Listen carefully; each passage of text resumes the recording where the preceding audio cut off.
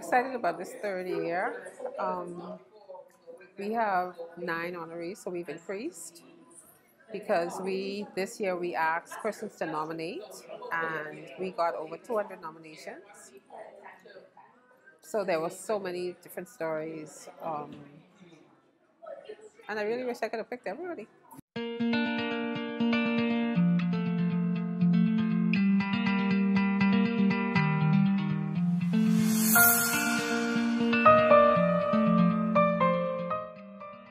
Hi, my name is Erin Store.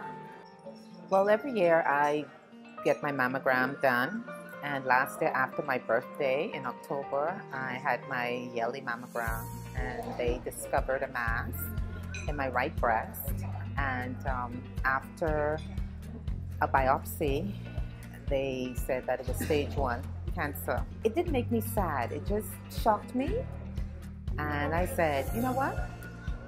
This could be over and done with in no time. So in January of this year, that's when I started getting my PET scan, had my lumpectomy, and started my chemotherapy. I've just finished my 4th round of what they call the Red Devil, which gave me this beautiful hairstyle. And now by next month, I shall be starting another 12 rounds of chemo. I was diagnosed with cancer, with left breast. And how I knew it is because I went to a doctor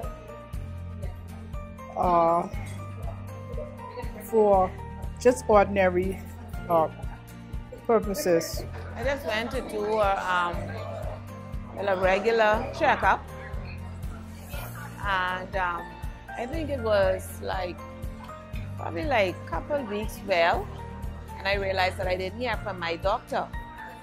So I called her and I asked her if she got the results of my mammogram. Her words to me were, "Oh, it's not good. You have to come in." Didn't go to work the next day, and I went to see her. Well, I took a very good friend of mine, and my sister was here at the time. She lives in Jacksonville, but she was here. And they went with me and found out that I had stage 2-3 high-grade breast cancer. Around 2008, I started to feel a lot of chest pain, pain in my knees, pain in my joint, tiredness, numbness. So I went to the hospital, accident and emergency, told my doctors. I didn't really know what it was at the time. At the time I was confused, worried, and a bit scared. I was diagnosed on March 16, 2015 with stage 3 ovarian cancer. I went in for a routine hysterectomy and I came out with ovarian cancer. From March to present day, I have had 3 major surgeries. I've had 2 ports, one in my shoulder, one in my stomach. December 2015, I was cancer-free. I went into remission. And during that time, I also found out that I was BRCA1 positive. So in being BRCA1 positive, doctors that I spoke to, all of my doctors, the decision that they made was that I needed to remove both of my breasts. So in October of 2018, I had a bilateral mastectomy where I removed both of my breasts without reconstruction. So it's been a journey from 2015 to now. I was having some complications with my sight. My sight in my left eye diminishing. First very gradually, and then suddenly, very rapidly, to a stage where I lost sight in my left eye completely. I went back to the optometrist, and I requested to have an eye exam. Now mind you, several months before I just got a new pair of glasses. It was 6 or 8 months before.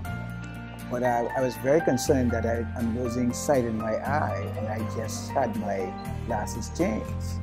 And so after going back and forth to the optometrist and not getting any results, he referred me to my medical doctor. And she said she's given me a battery of tests. She couldn't find out why I was behaving like that. So she suggested I have a CAT scan, which I did. And the technician said that he found a small tumor on my brain. And the Thursday, I saw Dr. Magnus. I went to his office and we had a conversation, and he said, well, of course I brought the results from the MRI. He said, yes, it is a tumor, but it's very small. I said, I don't care how small it is, take it out. And the following Monday, I was under the knife. They took the tumor out, and then my recovery. I was told that the tumor was the size of a grapefruit. I have a family genetic, I should say, syndrome called Lee-Fraumeni syndrome. And what that means is that I am prone to have, people with Lee-Fraumeni are prone to have sarcomas. And so there's really nothing that you can do other than just checks. There's a gene that is present in all of us that works in most people, but people with Lee-Fraumeni syndrome, it doesn't work. And so it means that you have a higher propensity to develop sarcomas about the body. So basically, we do checks every 3 months. It's a very rare syndrome. The doctors, one of the doctors that I saw away, who was a doctor for many, many years, said he may have had maybe one patient. So it is a very rare syndrome. My name is Jody Knowles, and I am a stage 3 breast cancer survivor. 3 days before my birthday in 2016, I found out I had stage 3 breast cancer, and my doctor immediately said that she wanted to do surgery. However, the tumor was too big to operate, so she recommended that my best chances of, a good outcome would be to do chemo first. So even though my main doctors were in the US at Cleveland Clinic, I decided to do chemo here in the Bahamas because I have faith in my doctors here also. And I did chemo, 16 rounds of chemo, and then I had a double mastectomy. I had a total hysterectomy and 25 rounds of radiation. And as of last month, August 27th, I am officially cancer-free. I'm truly excited about this year. This is a new group, an excited group with new stories, and we're able to make them feel good or better about themselves. So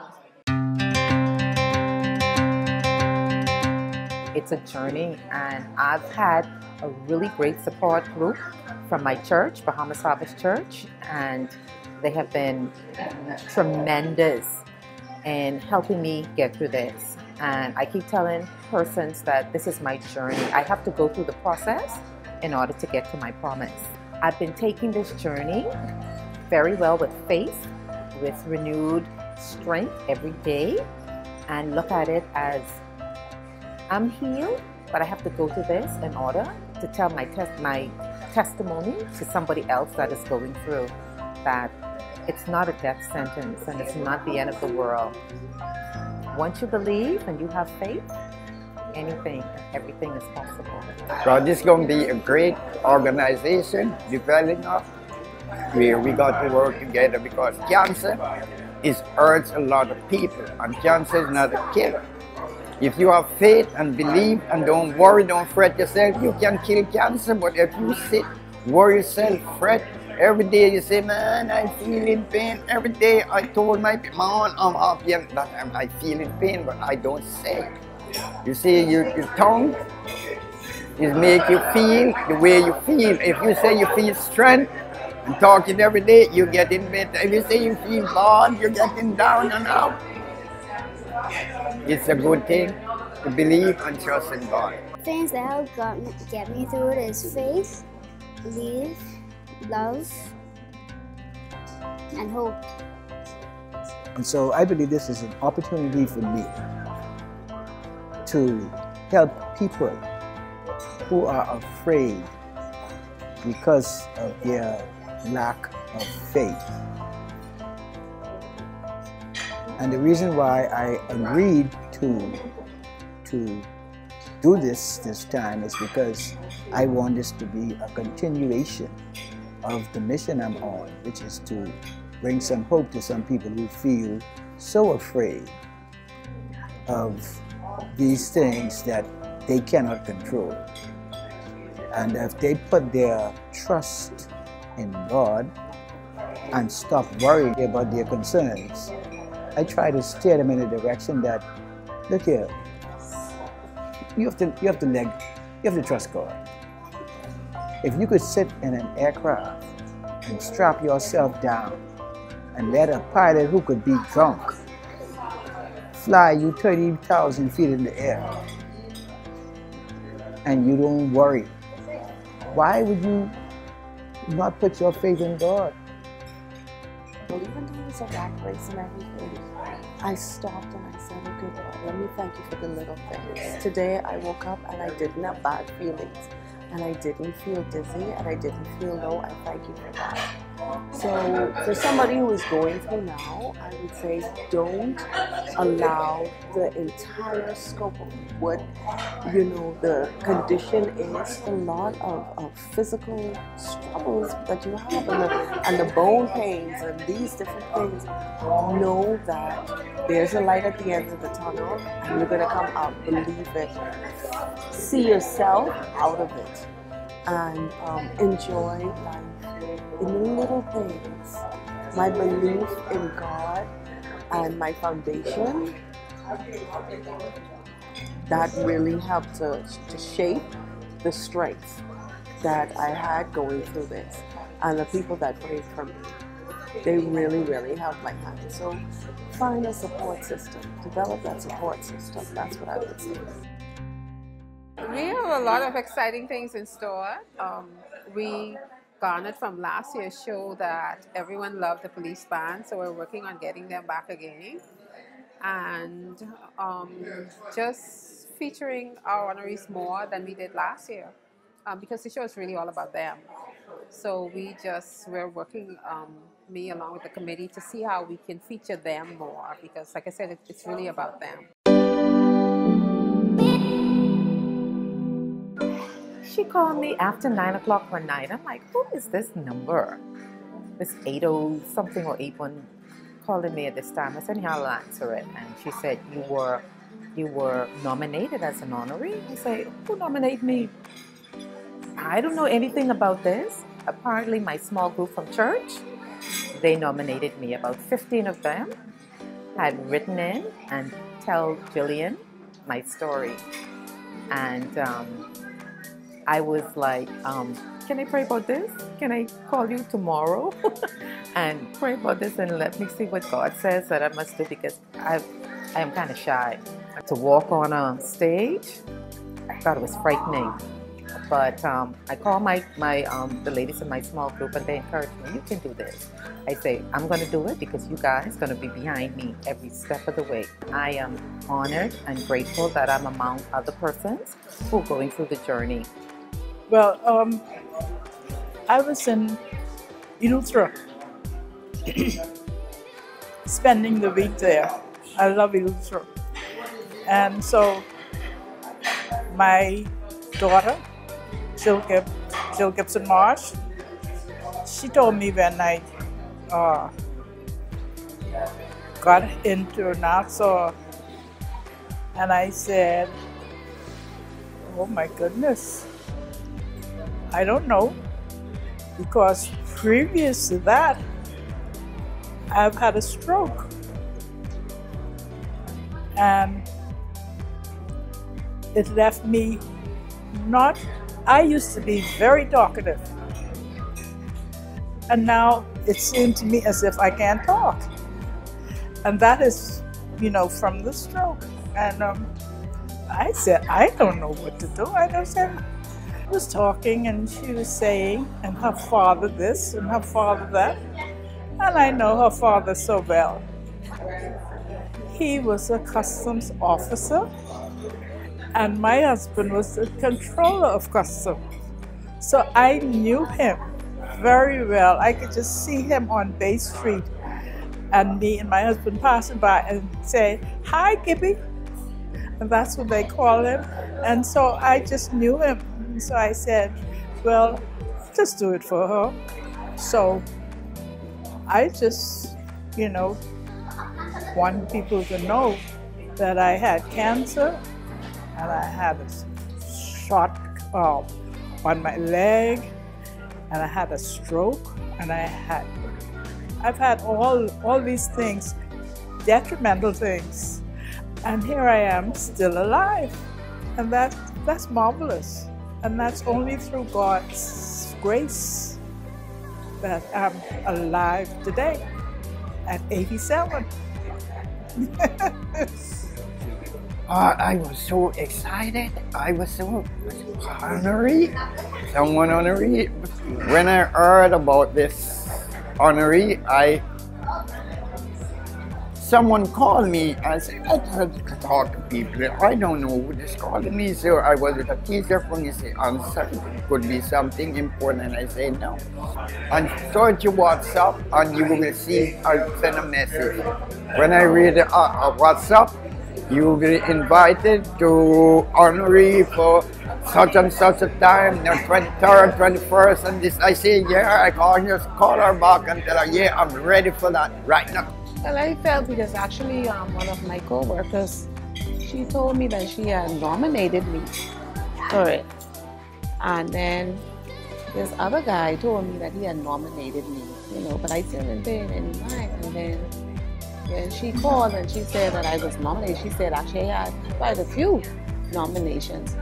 So I felt elite, I felt good about it.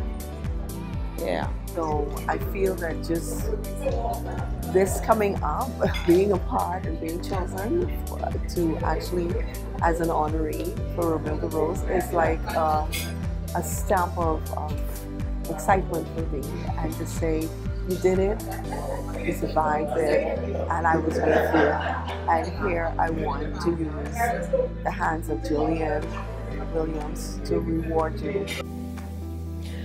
Well, I had mixed emotions because I'm a low-key kind of person, and so I wasn't sure I wanted to do it. But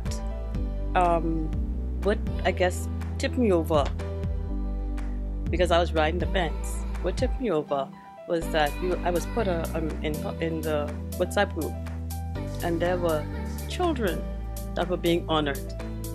And after I saw the children, I definitely said yes, this is something I wanted to do. Once I heard it was for cancer, I was like, I have to do this. I had to do this because I want to help the children who still have cancer and who are getting through it. Because I don't want anybody to die or to be hurt during cancer. When Jillian called me, I was expecting her to tell me that my best friend had won because I had nominated my best friend for the honoree. And she was talking to me, and I know she probably said, this girl must be can't talk. Because I was absolutely, I didn't say anything, I was just saying, So when I hung up from her, my best friend's sister was sitting next to me. So I said to her, that's funny. I said, because I nominated Shan, but now she's telling me that I had somebody nominated me and I won the honorary thing. And it was a surprise. I was surprised. I deem this an honor and a privilege to be able to do this and to be able to touch someone or cause somebody to feel better about themselves and to feel closer to the powers and the wonders of God Almighty. And I thank you very much for this opportunity. Keeping the same print, and we've changed the background color of the print, and we have now named the print. The print is now called the Hope print, the Hope fabric, because faith is the substance of things hoped for and the evidence of things not seen. So we're hoping and we're believing. So our fabric is the fabric of hope. And last year we had the Hope fabric along with other fabrics that were modeled during the show. So this year we're just featuring the Hope fabric. The honorees, of course, will be in their evening gowns and, evening suits. But the Hope fabric will be the featured fabric for the show this year. This event, I personally believe, is a godsend, birthed in Jillian's heart from what she went through with her father, but not even thinking about necessarily her father in that moment. She was thinking about the other people that she saw having chemo, and she saw how it's like, oh my God, I just want to bring a little bit of joy in their lives. But she didn't just leave it there. A lot of people have some wonderful ideas that they want to do, but they never follow through. She followed through. And even though it is a lot of work that she herself has to do, she didn't let it die. This is now the third year, I think, she's doing it, and she's expanding. So she's honoring more persons. So that's more work that she has to do, but yet she sees it as her responsibility to put joy on the honorees and cancer survivors and persons who are still going through phases. So trust me, every little bit helps. I think it's an excellent thing that she's doing, because now she's bringing awareness to cancer as a whole. You usually hear about breast cancer a lot, but with her show now, she's bringing forth all types of cancer. So now everybody has a chance to tell their story, and I believe in telling your story, you make people more aware of what's going on with you. And maybe you can help somebody along the line who's going through the same thing that you're going through. Your story can help them get through what they're going through right now. I saw past videos of it, and those videos solidified that what I was doing, being a part of this event, was the right thing to do, because everybody who spoke about it were just so excited, and it seemed as if they were a family. They really enjoyed being a part of the event. There was one gentleman who really, he was supposed to be modeling, but he was dancing down the runway, and it was just it looked as if they just had a good time. And I'm all for fun. I'm all for living life to the fullest, and it seemed as if that's what they were doing. So I'm going to be a part of it. Not to mention that the dresses that I saw, the suits that I saw, they were really, really beautiful. And I like beautiful things, so why not? I think it's a nice thing, because what it is too, because sometimes, having gone through cancer, and even having the breast removed, you really just feel it. I mean, it's not a good feeling, because with cancer, you always think, the one thing that is on your mind is, because, you just always hear about a lot of people dying, But, so it's just something to give you hope, and it's just that's a good thing. I think it's a good thing that she is doing, So, yeah, even if it's just a good day tonight to just dress up. It's awesome because last year I know two of the honorees that were in it, Kefi Ann Duncan and Timothy Ingram. So I saw it on TV, and it was awesome. It was fantabulous. It was elegant, and I would never thought that the next year that I would be one of them. But I just thought it was like so nice. I wish I knew before, then I would have attended to see it in person. So I am going to be that one in person. Come on out. The show is October the 21st. It's going to be at Super Club Breezes at 6 p.m. We have general admission tickets at $60 and the VIP tickets are $100. So come on out and have a good time, and let's honor these persons who have gone through cancer. Never. You know, you did a little modeling at home and stuff, but not in front of an audience. So this is going to be another task for me. I know I'm going to be nervous because there's no doubt about it, but I want to enjoy it because going through this, it has given me a new lease on life that,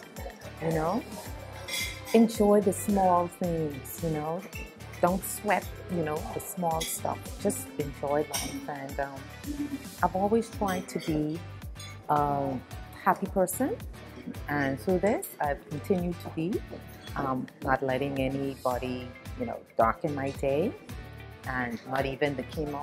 You have your little bad days, but through it all, I know tomorrow is always going to be a better day. No, but I ain't no more than that. I ain't know but that. I can walk. But once the shoes being too high, I think I could, and I guess they can teach us, show us a little thing or two, so I should be able to, twirl a little bit. Yeah. Mm-hmm. Hopefully it'll be fun. Hopefully it'll be fun. I'm going to be nervous, but it'll be fun. Anything I can do as far as helping, educating, helping to disseminate information that help people is what I'm all about. Again, thanks to Ms. Williams for this opportunity. Yeah. A lot of people, when they are diagnosed, they own the disease. And by owning the disease, I think they take on too much and become too burdened with it. I keep telling people I was diagnosed with it.